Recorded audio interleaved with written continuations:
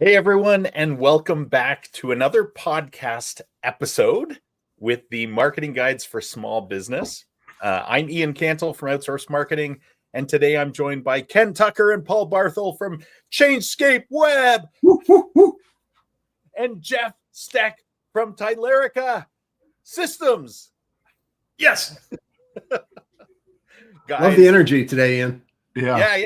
Well, we got a foot of snow last night, maybe more. And so I was out there shoveling. So I still have some energy left. So we'll keep going as long as we can today. So you passed your cardio test for the year. Yeah. That's right. Well, hey, we know that marketing can feel overwhelming. And hold on. Yes, this is the right one I've got here. Marketing can feel overwhelming to a lot of businesses, to a lot of people, even in marketing. There's so many strategies, so many tactics, so many platforms, so much noise that is out there, so many shiny objects. But what if you could sit down with a group of marketing experts and ask them your biggest questions? Well, today, that's exactly what we're going to do. I have some questions for our marketing guides. And so I'm excited about this conversation. Hopefully it'll be a good conversation. We're going to tackle some of the most common marketing questions we hear from small business owners. Everything from how do I know if my marketing is working to what's the fastest way to get a new customer and much more. So whether you're a business owner or just getting started with marketing, or you've been at it for years and want to refine your approach, this episode is packed with insights that I think you'll find really helpful. I thought it would be a really great place to start by just asking some more general questions of our guides. So how or why did you end up becoming a marketer for small businesses? And what was the path that brought you there today or brought you here today? So I'm going to start with Jeff. How'd you end up here, Jeff? Yeah. So how long is the podcast again? No, I have to shorten it. I joke that I'm on career 3.0 because I can't hold a job. So I started out my career in the high-tech world. I actually used to be a semiconductor chip design engineer. And then I moved to a software company that sold software to chip design companies. And that's where I learned the outside, the customer-facing skills, worked with some really great salespeople, got very invested in making customers successful, moved into management and leading a customer success organization. Consulting organizations. Then I had, management skills, consultative skills. Post Y2K, I was the classic example of the engineer with outdated hands-on skills and a shrinking need for well-paid manager jobs. Read that, laid off.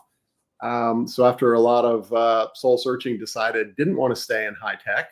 And my wife and I made a total shift, went from high tech to low tech. We bought a house painting franchise. So I know more about paint than what you could ever want to know. But as a lot of franchises do, and especially this one was very small, they kind of leave you on your own to figure out how to run the business and market it. They're great at giving you a name and some brand recognition. They're great at collecting a royalty check, maybe a little bit of training, but then it's like, go get them, Tiger. That's your strategy. So I had to figure out marketing. I started doing a lot of self-study, and I came across Duct Tape Marketing by John Jantsch. So I read that. I started putting the principles into play in my business, and guess what? They worked. So fast forward 12 years, it's time to get out of the painting business. Once you've and to be fair, I didn't do the painting. We had subcontractors, but I ran the business, did sales, had a sales team.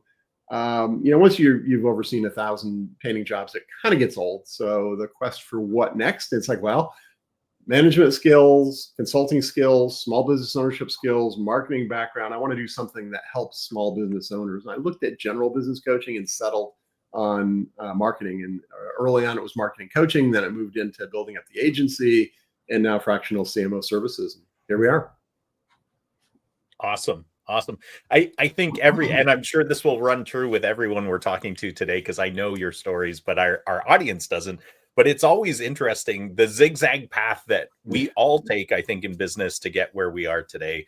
And Jeff, the stuff you talked about where, you were doing painting, you were doing management, soft chip design. Is that, I probably didn't even capture that properly because I'm not familiar with that industry as much, but how do you use all of that today? Or some of it, because we all use everything we've learned throughout our careers in order to support what we're doing today. But is there something particularly that you think of when you look back at your background about what helps you do your job better today because of that background? Yeah, I think if I go back to my, the outside skills I gained at the tail end of my high tech career, it's the being invested in customer success. I was supporting a sales organization, making customers successful with the product, consulting, and if you don't do that, if you don't make your customers successful, then you're not going to be in business very long. So that was one. And then in the house painting business, differentiation became important. And also, again, making sure that it's not all about you and your business, but it's about serving your customers and serving them well. So I think those are probably the two related, but slightly different angles on the same thing. It's just caring for your clients and your customers and doing everything in your power to get them where they want to be, where they need to go. Yeah, great lessons. Thanks for sharing, Jeff. Paul, we're gonna move on to you. So, how did you end up where you are today with being a marketing guide for small business, and what path brought you here? Yeah, these will be short, simple answers here. All right. I was getting burned out on systems administration, and Ken was at I think it was a duct tape marketing conference. I knew Ken from the local small business chamber technology group. And he called me and asked me if I would be willing to look at what he was doing and work with him. And I said, yeah, and started working with him part-time. And now it's pretty much what I do. And how many years ago was that, Paul? Oh, God. How long ago was that, 10? 2015. Okay. Wow. Yeah. Fantastic. Well, happy anniversary to the two of you being together in business. Yeah. Awesome. And Paul, I know you have a varied background. Is there something particular in your background that's helped you be successful at what you're doing today from a marketing perspective? Not really. That's the interesting thing. Not really, because my background's pretty technical. I mean, it's. I would say that's exactly. I won't go into my. What's that? That's exactly why. Yeah. You're so good at what you do is because you do have that technical background. Yeah, marketing has gotten very technical. Yep. Yeah, it has. I mean, I won't go into my entire background before all that, but yeah, it's I think it is that technical background, because we're probably going to get into this a little bit later, so I won't go into it now, but there is a lot of technical aspects to marketing that my background, I think, helps me. Yeah, that's awesome. I feel the same thing. The technical background, the engineering, part of me loves the problem-solving aspect of it and the building things, right? We get to do that day in and day out, whether it's a marketing automation or whatever. We get to solve problems and build things. So how cool is that? Yeah, that's awesome. All right, what about you, Ken? So I came from a classic systems analysis model. I did business process reengineering, which led to software development. What I found is that because I understood the big picture, whole view of the system, that I quickly became a project manager, and then I was asked to head up a division of a relatively new company to build their federal IT solutions business. And so I took that from $50,000 a year to $30 million. And working in DoD and in the IT space and in aerospace industry, and I worked a lot with the Air Force. There's this thing called the capability maturity model, which is it's a process and a methodology to help make sure that you're building software in a repeatable, managed, scalable, optimized, defined way. And there are levels to that. And so I became an expert in that, and because of that,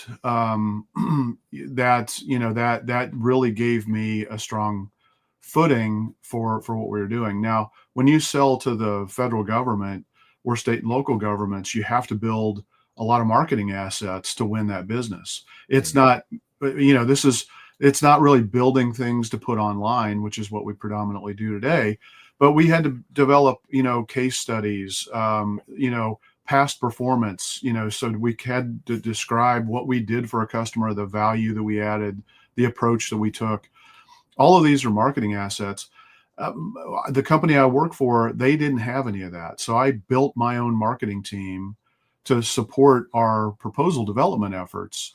And because of that, I fell in love with marketing, and I saw the real power of what we were able to do when we put that type of an approach together.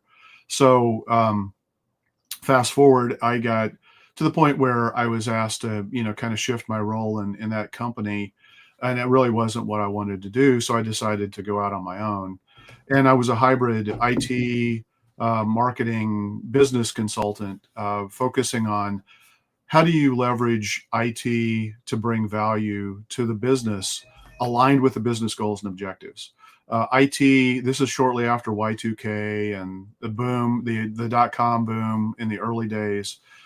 And, what started to happen is that IT would go off and do things because it could, not because it should, and not certainly because it was aligned with the business goals and objectives. So what I was interested in is how do you develop solutions that are aligned with the business goals and objectives. 2008 hits, the economy blows up. All of the people that I was working with lost their jobs. They went away.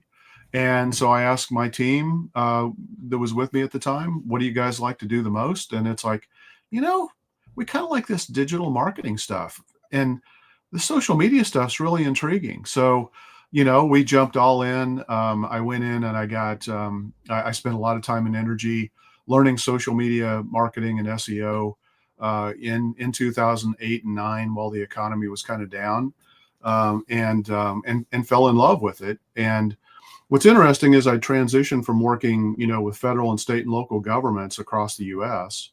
To working in a local chamber-driven community. And I really had never done that in my career before. And so that was an eye-opener. And so that forced me personally to take a deep look into how do you do this thing called local search engine optimization. And I did it partly out of, survival for my own company. And so from there, I took the systems analysis skills, the capability maturity model skills to really kind of focus on how do you build scalable, repeatable, managed solutions in the marketing space, because most marketing companies either skip strategy, they kind of do it lip service, or they're pushed to run past it altogether and start focused on solutions. In part because they're especially in 2008, 9, 10, people were afraid to turn down any work, and you basically were going to do whatever you needed to do to survive. And so a lot of bad habits were developed, and we wanted to really focus on that marketing system strategy and approach. And so, I'm a solution architect. That's really what I've done my entire career. My job is to build solutions, make them manageable, scalable, repeatable. And so we developed an entire set of solutions around that. And that's really kind of where we are today. I mean, that the evolution over the last really 10 years, working with Paul has really kind of helped light a fire under our capabilities to be able to do that. I come from a technical background, but I'm kind of 1 foot in technology, 1 foot in business. Paul's, got that real strong technical footing that has allowed us to kind of,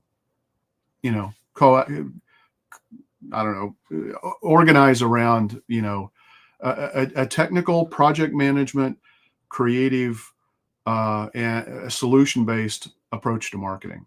And as Jeff and Ian and Paul, you guys have all said, marketing has become very technical anymore.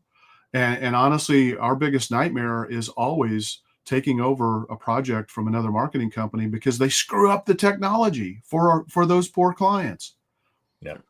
Yeah. So technology, if you guys take one thing away from this podcast, make sure you find somebody who has the combination of project management, technical, creative, and problem solving skills all in one company to guide your marketing efforts.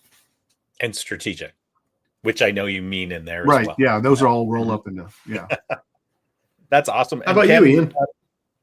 Well, before I answer, Ken, is there something uniquely from your background, or maybe you just answered that in the way you phrased that last statement, but is there something unique in your background that helps you be super successful today? Yeah, I think it is a combination of, you know, I think my biggest strength is big picture thinking and the ability to be able to see the big picture and see all of the different things that could potentially come together to work to build the right system for our clients. We've got a massive toolkit of things that we can do in the marketing world. All of us do. Every business has access to these. Some you can't afford, but some you can. And really the key is, how do you assemble those in a scalable, repeatable, managed way that's strategically aligned with what you want to accomplish with the business? And so I think that's the biggest thing for me. Yeah, to answer your question, Jeff, from my perspective, I actually came out of the creative side of the business. I studied to be a graphic designer, web developer, and so that's what I did for quite a few years with Fortune 500 businesses, global businesses, and then I saw how much they were spending on agencies, and so I left there, started a business. This was my first business years and years ago, and did that for about 5 years. But through that process of working with clients, I would often discover, because they would come to you with a pre-cooked idea of what they wanted, but not why they wanted it, or a strategy. And so they would say, I need a brochure, I need a website, I need whatever it is. But when you started to probe, you'd find out there's actually nothing behind this except a feeling that they need something. It's more of an emotion. And so I became very involved in the marketing side of things at that point. And then when I decided to close down that business and move into the corporate world again, I went 100% into marketing and did that for quite a while. Again, with large businesses, managing teams, being part of big teams. The last one I was in was a loyalty marketing business. And so lots and lots of learning through that process. But when I came out of that, and was going to start another business, and this time entirely focused on marketing, I realized that because of my corporate experience, I wanted to bring data-driven insights. I wanted to bring strategies and systems and processes, because I saw the power of those in highly complex environments. And I recognized that most small businesses do not have those. And so I knew I was either going to create my own systems and processes or find another one. And thankfully, somebody I used to work with in the corporate world suggested I check out duct tape marketing, read the book, went to a duct tape marketing summit, and the rest is history. Became a certified duct tape marketer very quickly, because it's a proven process that can be repeated. Mm-hmm. And so I've been in business now for 10 years. It's coming up to 10 years, which I'm excited about, and have branched off, a secondary side to the business, which is focused on dentistry, just because I didn't even mention that part of my background is in medical devices and that kind of stuff. So worked with lots of people in the audiology side of things. So, yeah. Thanks for asking. So here we are.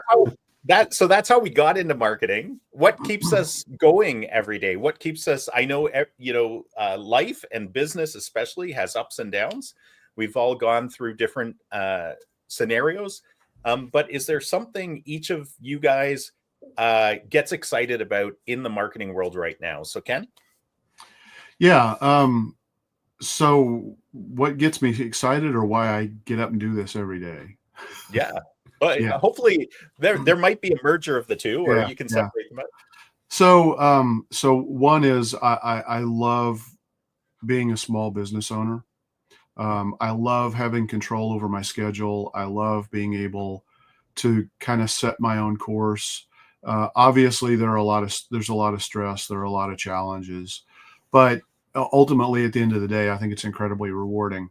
What I love about my job is problem solving, and I love learning about different types of businesses. So while we work with some different verticals consistently over and over and over again, really anybody who is in business, doing business in a local area, whether your people come to your place of business or whether you serve people in a place of business, the basic toolkit and the methodology and systems that you need to have in place are largely the same. And I'm a big fan of reason by analogy. So I like to see, what is a plumber doing over here that I might be able to take and apply to a restaurant over here. And they may not seem like they're very similar businesses, but in terms of solving a core problem, I need more customers, or I need to be able to respond faster to people when they're making a request, whether it's booking, an appointment to get a water heater replaced, or whether it's making a reservation at a restaurant. There are similarities there. And so I love that aspect of it. And the last thing I'll say is I'm a philosophy major. I got my bachelor's degree in philosophy. I am a lifelong learner. I love learning. I absolutely love learning. And there's no better field to be in right now than this, because it requires constant learning. And you need to walk into that knowing, if you're going to get in marketing, you either pick one solution set that you're really good at, or you damn well better be prepared to have to learn a lot constantly all the time and make a huge investment in your own personal growth. And the velocity is only growing faster, it feels like. Yeah. Mm-hmm. Yeah. What about you, Paul? What about me? What did I do? Exactly. What do you get excited about? What gets you up every morning and keeps you doing what you do? Other than the paycheck and getting to work with Ken. As of late, it's I think it's the possibilities that AI have introduced into marketing, and like we said earlier, it's gotten very technical.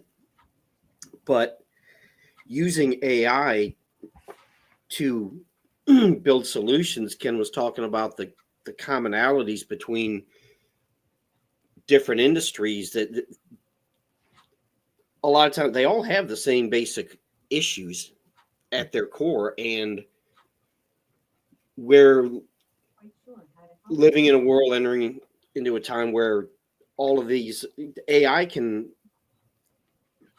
solve a lot of these problems, or help solve a lot of these problems, but it has to be properly implemented. And you would think these big companies would have this figured out, and they don't. I'm telling you, every time Microsoft updates my Windows 11, they screw something up. I mean, it just doesn't stop. But AI it's a double-edged sword, and learning how to properly implement that, Ken talked about a learning curve, and it's a big learning curve. And I would just caution that AI is not a magic silver bullet. We talked about it before. It's another tool in the toolbox. But it can play a big part in helping businesses address some of the problems they have, like the speed of response, self-booking calendars, things like that. And it's a new fun sandbox for us to play in as well. Yeah. Awesome. Thanks, Paul. What about you, Jeff? Yeah, again, goes back to the engineer in me, by training in early career. I like solving problems. I like building things. When I was a little kid, I remember being like 5 years old, and I had an old alarm clock. I took it apart and tried to figure out how to put it back together. I probably failed, but you learn. So that's a strong aspect of it. I also like educating, teaching people things. I like learning new things myself, like Ken said. And then I like teaching them, breaking them down, simplifying them for other people. So Ken said, he's a big picture thinker. The fancy term for that is systems thinker. And I was in my management career, part of my career, when I actually went to a training class, and they identified me. Yeah, you're a systems thinker. You think in the big picture, but I also like being able to break it down to smaller pieces and explain that to people, whether that's people on the team to get something done, or the people that are going to use it so they understand why it is the way it is, or why we want to do what we want to do. And then, like Paul said, the AI that's a bright new shiny object. It's really intriguing. And Paul, while you were talking, you said it's a tool in the toolbox. It absolutely is, but it's also a part to be used and integrated. And I'm trying to think of how many other things that are are both a tool to get something done, to help you get something done better, faster, more efficiently, as well as a moving part in the system that can actually do stuff. It's kind of unique in that sense. So that's really intriguing, and we're going deeper and deeper into AI as well. But yeah, that's the quick overview of what I love about this and why I like to keep doing it. Yeah, and I just like to caution people that AI is not a magic bullet. And when you're creating these AI bots, as they're known, it takes, you have to train them. You can't just throw it out there and here it is. It works. No, it doesn't. Yep. Yeah, and I would echo, what I've heard from you guys too. Like out of the box problem solving, I love to do. And then the other aspect of it is the soft side of business and serving clients is I absolutely love helping small businesses thrive today. I love helping them grow. I love helping them build greater equity in their businesses. That really gets me up and excited every day. Let's see. So is there any advice you would give to someone getting into marketing today? Paul, why don't we start with you? We can keep this probably pretty short because I think we've covered some of this, but recognize what you're actually getting into. Yeah. Because like we've talked about, it has gotten technical, and that's where, like, I think all of us, we have that technical background to varying degrees, but and we've been talking about the the AI stuff, and it almost seems like things, even though it's getting more and more technical and it requires more and more knowledge to do a lot of these things, it seems like things are devolving to the lowest common denominator. I mean, just this morning, I blocked and marked as spam 5 emails from somebody with a free email address, Gmail, Microsoft, trying to sell me marketing services. And it's like, you can't spend $5 a month on a real domain-based email address. But small businesses don't think about that. They get these emails and they're like, they'll solve all my marketing problems for $10 a month, or whatever it is, and that's not reality. So recognize what you're getting into and the level of knowledge. And Ken talked about the constant learning. I think we all do that. I mean, I spend a lot of time reading different things, studying different things, learning different things. And like I said, just recognize what you're actually getting into and what really is required. Never a dull moment in marketing. Yeah. What about you, Jeff? Yeah, I would tell somebody starting out, don't pigeonhole yourself. Be open to change. Be open to always broadening out what you do. If you pigeonhole yourself in one thing, it can go out of style, and then what? You got to start over. You got to take a reset, take time out, potentially with no paycheck to go retrain. And you're also limiting yourself to the number of problems you can solve for people. And really, it goes counter to what we preach too, which is marketing is a system that has a lot of moving parts. So anyone starting out who goes, "Oh, I'm just going to be a social media expert," you may be the best social media expert in the world, but businesses need more than social media. So what you may want to do is pushing yourself into a big corporate environment where you can be pigeonholed as part of a big team versus working at the broader level. So that's my advice is keep an open mind to new stuff, what's changing, and don't pigeonhole yourself. Yeah. What about you, Ken? So I guess my take is a little bit different than Jeff's. I think it's closely aligned, but I'm going to say it a little bit differently. So I think you need to figure out what kind of company you want to have. Do you want to be a solopreneur doing marketing services? Do you want to get an agency going? Do you want to develop a specific expertise and be known for that expert in that particular solution set or that particular niche? So you really need to figure that out. If you don't, you're going to get very frustrated. The other huge thing that people always seem to overlook is how hard sales is. If you're good at marketing, you may not be a good salesperson. and that's a big challenge. I've talked to so many people who have marketing skills from past experience, who are looking to kind of create their own career and shape their own destiny and build their own business. And they always forget how hard it is to go get leads and close those leads and turn them into sales. So don't forget that. I think that's massive. I think you have to decide what kind of company or what kind of marketing entity you're going to be. You could go deep in a particular technology or a particular niche, maybe even a little bit safer, because Jeff mentioned the kind of the perils if you pick a technology and that starts to fall out of favor. Draw on your own personal experience. I mean, if you worked in audiology, for example, then go sell to people who need marketing services for audiologists. If that's something that you but the other thing is you got to be passionate about it. So if you didn't like that, then don't pick that, so it's really just be honest with yourself, figure out the type of company. You might have to bootstrap, you might have to start specializing in a niche, either solution based or industry based, to get started, but have the vision of where you want to move forward, because as Jeff said, you don't want to get to the situation where you make this big investment only to figure out that you picked a losing marketing scheme of the day, and then you have to turn around and start all over again. The other thing I will say is, that's advice for people getting into marketing as a career. For business owners, who are trying to get into marketing where they really haven't done so in the past, realize that there are a bazillion people who read stuff online and think that they can become a digital marketing expert. They think the path to entry is pretty low.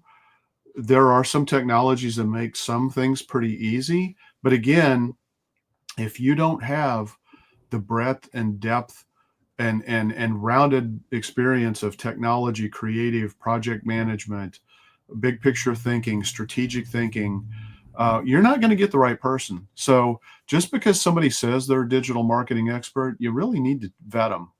And if you don't know how to vet them, try to hire somebody that to help you vet them, because otherwise you're taking a big risk with somebody if they can't back up their credentials. And make sure they're not one-dimensional.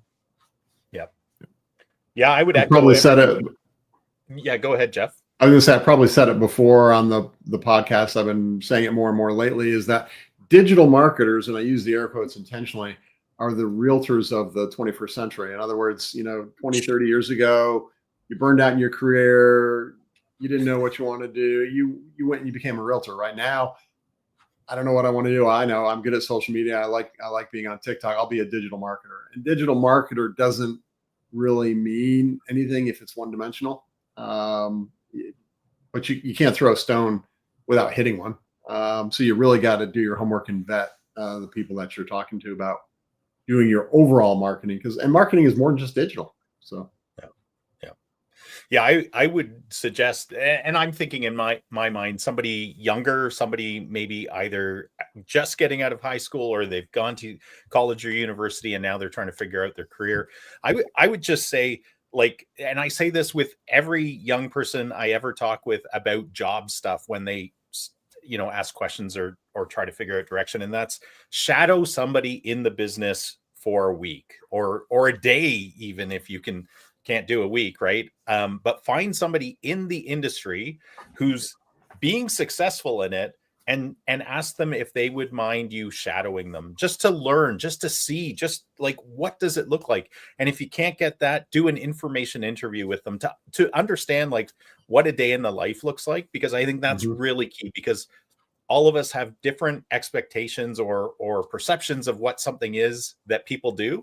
And I think all jobs look very, very different, all careers. The second thing I would say is go deep, whether it's a passion, whether it's something you see momentum in the industry, especially after you ask somebody in the industry, go deep in one thing, just learn the heck out of it. because that will make you invaluable in that one thing. But learn systems and processes, like study duct tape marketing, read the book. Stuff like that can tell you the big picture view and then how your one thing fits in there. And you can always add more arrows into your quiver as you develop your expertise and career. But if you go too shallow, you'll never have something compelling enough for someone to hire you, right? So anyways, yeah, I'm going to skip over one question if that's okay, guys, because I think we've answered it. I wanted to get into this, but it's a very broad question, but this is one of the questions people ask me, especially if you're just kind of, you're at dinner, you're at a chamber event or something, and they're like, man, this is my business. What marketing should I be doing? And that's a broad question, but how you guys might not even be able to answer it right now, but how would you approach that with somebody? How would you answer that question? So Ken. Yeah. So, I think the low-hanging fruit that pertain to most businesses, and every business is going to have some different needs, and based on the life cycle of where they're at with their business and the challenges that they're facing. But having said that, you can't go wrong by plugging your leaky lead system. You probably have a leaky lead system. You're already being found by people in a variety of different ways, and you're probably not following up. The statistics are overwhelming that small businesses historically are really bad at follow-up. And when they get a lead that comes in through the website, they take a long time to respond. So plug that. Use AI, like AI voice solutions and AI chat solutions, to plug those leaks, to capture every lead. Speed of response is critical, as we've talked about for so long in this podcast. Getting a review management system in place. You need social proof for people to start to trust your business.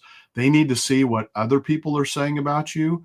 They may believe you, but they want to have independent verification. And online review strategy is super important. If you just leave it up to somebody's, if you just leave it up to chance, chances are, if you do get reviews, they're going to skew to the negative. But you need to take control over it. You need to monitor it, and you need to get comfortable asking for reviews. The third thing that I would say, and I'm going to keep it just to these three because I think these are fantastic starting points, is database or customer reactivation. Take your existing customer base and go back to them and make sure that they know what all you do. Ask them for more business. Give them a compelling reason to give you more business and buy from you again.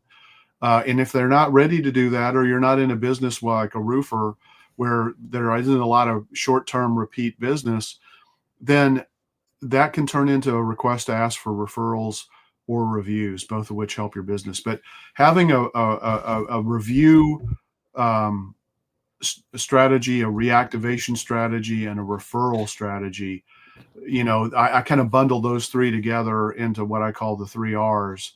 That's a fantastic launching point, and it's so much cheaper to get a past customer to buy from you again because they already know, like, and trust you, hopefully. If not, you've got some deeper problems. But maybe this will help uncover those problems as well if you didn't realize that. But I think those would be 3 fantastic starting points. Yeah. All good ones. Thanks, Ken. What about you, Jeff? So I'm going to start with the flip answer, which is the marketing you should be doing is the marketing that works.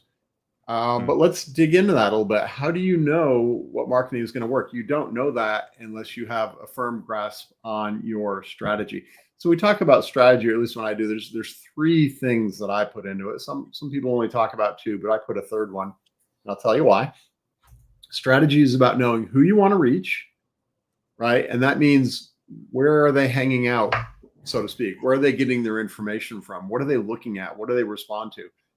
If you don't know that, you don't know whether you should do SEO, whether you should be on social media, or whether you should run ads on Hulu, right? You've got to know who you're trying to reach and what they're paying attention to. The second element of it is you've got to know what you want to tell them that's different about your business versus everyone else trying to get their attention. And then the third thing, and this is what often doesn't get discussed as part of strategy, but I think it absolutely is what actions do you want people to take? What path do you want to lead them down, and how are you going to do it? If you don't know that, then everything else is just throwing spaghetti at the wall and hoping it sticks. So that's where I say you've absolutely got to be doing a good job on your strategy, and that will inform whether you do reviews. I will disagree a little bit on reviews for local businesses, absolutely, but for like a national medical software company, the reviews aren't Google reviews. Maybe the reviews in the medical journals or something. So there is going to be social proof that you need, but I mean, what I'm going back to is the tactics are different for different businesses and different marketplaces. So it always has got to start with a strategy, and that will inform whether you should do SEO. I had a medical software company I worked with for 5 years that I can guarantee you their target audience was not Googling them. It was not Googling, medical software. It was direct. It was outreach. It was conferences. So whether you should be doing the in-person, the networking, the conferences strategy, whether you should be that, and then having an email follow-up so you do get into the technology at some point, or whether you should do SEO, or whether reviews are, I mean, that all comes from the strategy. But I will say that online, ultimately, things are going to lead back to the website. So that is one constant, that no matter what the business, they need to have a good website. But after that, it's informed by the strategy, and it's going to be a package of tactics that all come together to support the marketing.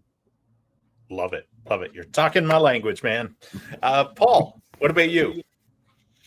Yeah, that's a very broad question. Yeah, I know it is.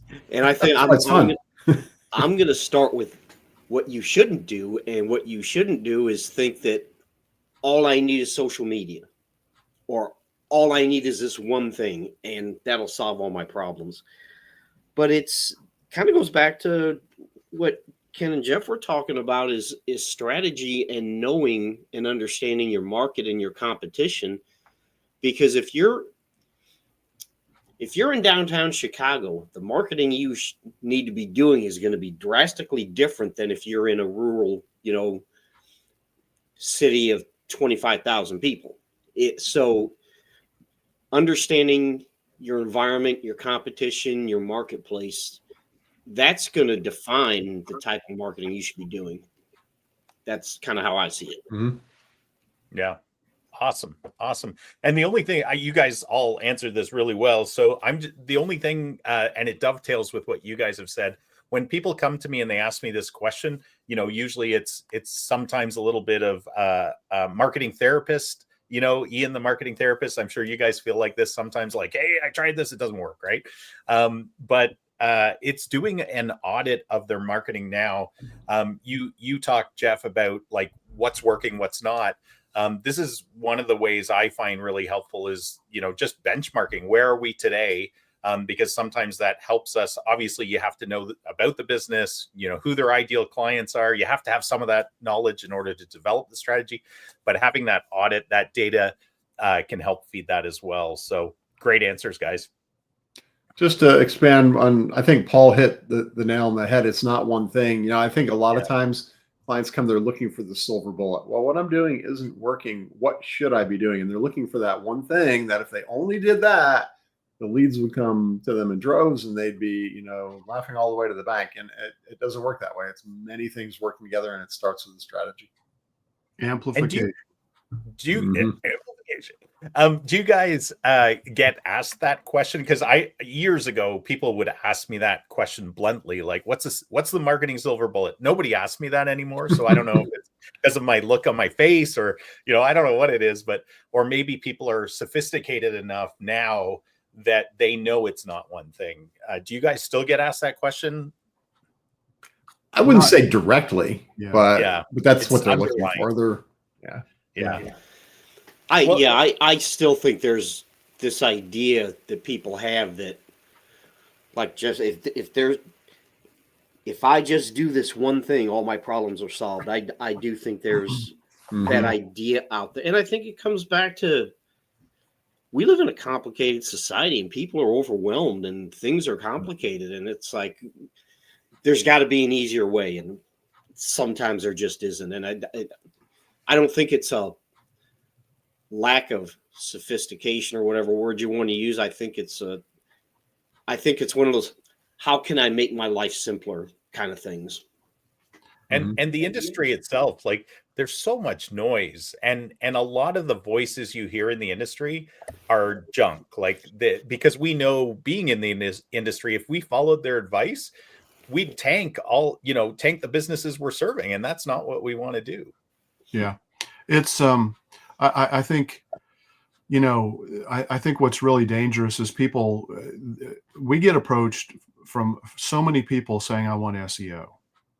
Yeah. And what they think SEO means is literally going in and getting just the stuff on your website done, getting the meta titles, the meta descriptions, the alt text, all of that kind of stuff. And there are so many people who will sell them that solution, and they think, all right, I checked that box. Everybody's telling me I need SEO. That's the pervasive wisdom right now. But you got to realize that SEO is not that one-dimensional thing. It's an omni-channel driven approach that has a lot of different components working together. And SEO, defined properly, is at least 3 or 4 separate disciplines that you need to be taking advantage of. So you need to know what people are selling you. And if it sounds too good to be true, and it's too cheap to be true, it's not going to work for you. You're going to be wasting your money. Save it and wait until you can invest in a proper set of tactics and strategy. Yeah. It's not one and done. It's not a box to be checked. It's an ongoing process. Yeah. Well, there's two things specifically around SEO when I get asked about it. Is I tell people, and I didn't coin this phrase, I can't remember who did, John Jantz maybe, but SEO requires an ongoing commitment to content. If you're not willing on an ongoing basis to be putting new content out for the search engines to take in and digest and analyze, then it's not going to be as effective. Now, that said, things are changing rapidly in the SEO world because of AI. And actually, there's some debate, is SEO dead? And I think the answer is no, but it's shifting, it's transforming. So again, understanding and keeping up with that. But the other thing around SEO, and I totally just lost my train of thought. I had 2 ongoing commitment to content, and well, I totally lost. I guess the third thing now I throw in, I'm trying to think of the second one, is it's a flywheel effect. You got to do it, and it's got to spin up and build more and more and more. I know what the other one was. Whenever you hear somebody say, "Oh, we're going to guarantee that we get you on page 1 of Google in X months," really, really question that. Do a search, see how many pages there are that Google has to choose from, and then ask the question back, "Oh, really? There's 1 million pages. How am I going to be one of the top 10 in a month?" Yeah. Right. It just, again, like you said, if it sounds too good to be true, it probably is. Yeah. SEO's been dead about 5,000 times. Print's dead. Everything's Email's dead. Yeah, everything's dead until it isn't, until it comes back around again. Yeah. Yep. And it's been evolving every day, every week since I've been in the business as well. So it's nothing new to us. I mean, the funny thing is, and I would suggest this for every listener that thinks that AI is taking over SEO, simply go into ChatGPT or one of the AI engines and ask it how to rank your business and your website on that AI engine. And the strategies are exactly the same as what we've been talking about for 10 years. Exactly the same. They are, that's the AI telling you, right? Anyways, well, that's another topic. Yeah. But as a final question, like somebody who needs clients or leads right now, and they're saying, "What should I do?" Ken, what would you tell them? What I said for my previous answer, reputation management, because you will get, if you get reviews, it increases your visibility and trust and social proof. A customer database reactivation program. Go back to your past customers, get them to be in it. COVID proved this, and it proved the importance of it. We've known it for a long time, but it's easy to overlook. If those businesses that have a list that can go back to their list when they need business and revenue, the fastest, cheapest way to ramp that up is to leverage your existing customer base. So take advantage of that. If you don't, make sure you plug all your leads. If you're leaking leads, you're missing out on all the client opportunity. Just think, in your industry, what is the average deal size worth to you? If you're a roofer, $8,000. If you miss one phone call, that phone call could be $8,000 to you. You can't afford, but guess what? Your competitors love it when you don't answer the phone, because that just means that they're probably calling your competitors. So, think about that. The last thing is, if you do need to step on the gas and you really don't have much of an online presence and you don't have much of a customer list, and you don't really have the base of customers to go write the volume of reviews that you need, and don't spam reviews, but do them legitimately, then you got to pay to advertise. And then it's a matter of picking the channel that aligns with where your ideal customer is most likely to be. And if you're looking at intention oriented, Google search ads can be a great place to be. If it's lifestyle driven and you can afford to advertise on Facebook, and the costs are going to vary based on intent driven versus interest driven advertising. Facebook, Instagram, TikTok, platforms like that may be okay. If you know that there's a particular hot solution, like certain businesses do really well on Yelp, certain businesses do really well advertising on, Angie, figure out what, and every market, even next door, different markets have different channels that work better. In different neighborhoods, next door may work really well, but it doesn't work very well in many neighborhoods. So it's really just dependent upon how quickly you need those leads. And I would say, if you don't know, you probably would want to go with intention oriented, because that way it's going to get you the most bang for the buck in your advertising spend. And by that, I mean, look for those keyword phrases that can trigger your ads where people are expressing a desire to buy. So for example, somebody types in house painter near me. That's a pretty strong indication they're looking to hire a house painter. So that's a good advertising phrase. What's the hottest paint color? That's not going to get you, the results that you need, and it's going to waste your advertising dollars. Mm-hmm. Good points. What about you, Mr. Paul? Yeah, I think a lot of it is, where are you in your business maturity, if you will, or how long have you been around? Ken talked about database reactivation, reviews, things like that, if you don't have reviews. But if you're a brand new business and you basically don't have any of that, I think the biggest mistake a lot of startups make is they don't factor in, and we've talked about this, they don't factor in marketing. They start a business and they have zero budget for marketing. And if you have zero budget for marketing, how are you going to obtain clients? And, sure, run ads. Google ads are not cheap. Anyone that has been running Google ads, it's the costs have gone up like 30, 40%. So, like I think Ken touched on a lot of it, but that's the one thing I would add, is that make sure you have room in your budget for marketing, because if you don't, how are you going to get clients? Yeah, Jeff, yeah. What's the saying you always go back to, Peter Drucker? Oh, there's two things that make money for any business: the product or service they deliver. I'm paraphrasing that, but the product or service they deliver, I think he calls that innovation, and marketing. Because you got to have something to sell. You got to have somebody to sell to. Yep. What about you, Jeff?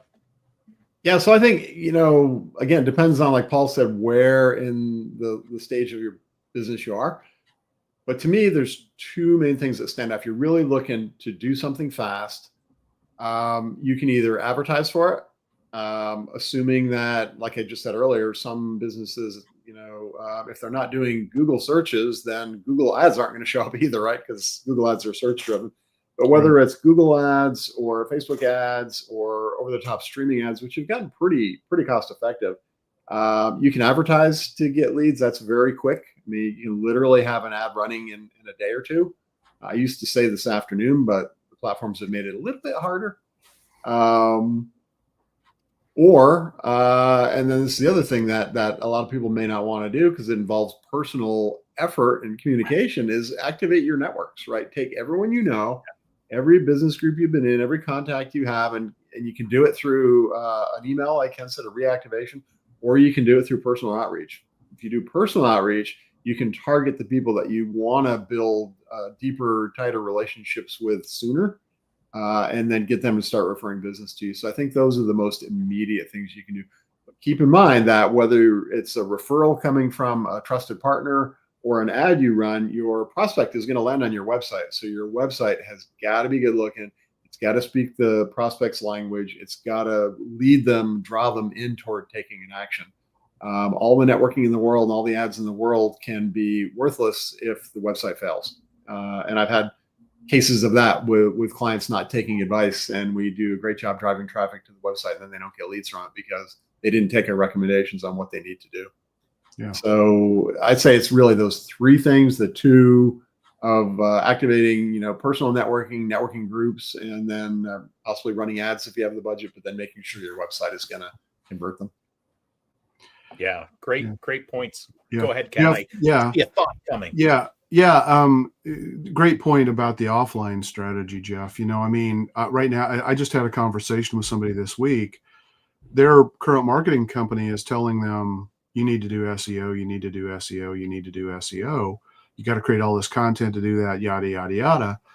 And really, for that particular business, the best strategy is to go find that 1 or 2 or 3 golden geese referral sources. Mm-hmm. And then create a formalized referral program where it's crystal clear to them what's in it for them when they refer somebody business to you. And the more that you can define that and quantify it with, a referral payment program or an affiliate program, for example, that one customer could literally give you dozens of customers. So if you're on a limited marketing budget, you go find that one golden goose referral source, work that hard. We're doing a lot with around Dream 100 programs for clients where it doesn't have to be 100. That's just kind of the concept, but pick a small number of people, invest deeply in building the relationship with them because they are the ideal customer that is most lucrative for you. If you take the referral strategy, instead of selling to one customer, you sell to somebody who are your golden geese referral sources, build those partnership programs that can really amplify your business growth. Mm-hmm. Yeah. The things I was going to share, you guys have all covered, like having strategic referral partners. Like, I had a guy that I knew back in my corporate life who reached out to me just last week because he's now a sales coach, right? A business development coach, and it's his own business. He's a consultant. And so he was looking for a marketing consultant that he can refer back and forth between. So that's a really great strategic partnership if you can find something like that, but you have to think about it. I love the referral incentives. I think that's a great idea. Even things like you talked about networking, but even trade shows, cold calling, like call up your network, get in touch with them. People to people is where deals are done, right? So that there's nothing faster that you can do than reaching out to prospective referral partners or actual clients. I hate cold calling, but try to do it in a warm way. And then the last thing I was going to say that dovetails with everything you guys have talked about, like paid ads, even strategic referral partners, that kind of stuff, is have a compelling offer. Like if you are hurting right now, and your pricing structure is such that it's not turning leads into clients quickly enough, think about a compelling offer. There's lots of ways to do it. Of course, there's discounting, but there's lots of ways to bundle things and provide extra value in order to help people move forward quicker. And all of the advice that you guys have given is fantastic. Yeah, and the offer, I'm glad you brought up offers because that's so important. Urgency and scarcity are great things to put around your offers. Limited number or a limited time frame for people to take action to get that offer. you want to make it compelling, like you said, Ian, and those are two really great strategies to do that. Mm-hmm. Yeah. We've Ian, you know, doing it more too, where if we feel a client is kind of on the fence of starting with us, sometimes we will throw in like a certain percentage discount for the first 3 months, because those are the most critical months, right? The first 90 days of working with a client are so important, and just helping give them a little relief sometimes can just, push them over the edge to make that great decision. What were you going to say, Jeff? Ian, something you said, you triggered two thoughts, and I'm going to remember them both this time. I'm sorry I triggered you. Prove it. The first one, it was your comment about cold calling. You said you hate cold calling. And I think it was a Sandler sales training. I think it's David Sandler. He said something that stuck with me. He's dead a long time, but it's in his book, or they preach it in the training. Is you don't have to like cold calling. You just have to do it, right? Mm-hmm. You got to kind of push past and just do it. The Nike slogan, right? But kind of related to that, what's the worst they can say to you? No, right? They might yell at you. Who knows? Yeah. and that's why a lot of people don't like it. But the people that love it and do it and really get into it, they don't get dissuaded by the 10 no's. They get energized by the one yes. Yeah, that's what they're going for. But the other kind of corollary to you don't have to like it, you just have to do it, is don't let something you don't like get in your head as, oh, that won't work. It may not work if you personally do it because you're approaching it the wrong way or with the wrong energy. But that doesn't mean if you have somebody else do it, it won't work. Or broaden that out beyond cold calling to any tactic. Oh, I hate social media. I don't want to be on social media. But if your target audience is all over social media, your business had better be there, even if you aren't personally. So, don't let those biases creep in. Just push through them, get somebody else to do them, or recognize that they are important to tactics are important to your audience. And be open-minded, because if something hasn't worked in the past, it's not always because a tactic might not be successful or even a strategy. It might be because the wrong people were doing it in the wrong way to the wrong people, right? Like there's lots of ways to do it more strategically. So make sure there's a plan behind it. Well, guys, I know we're at the end of our time. Let me just close us off today. First of all, by saying thank you guys for sharing your stories, some of your stories, and sharing some of these key insights. I think we're going to have a version B of this, because we only just touched the tip of the iceberg as far as questions that we get asked about marketing. But I want to thank our listeners. Thank you for listening. If you found this episode helpful, interesting, please consider subscribing, sharing, liking, you name it. Share it with other business owners who might benefit. Until next time, keep calm and market on, folks.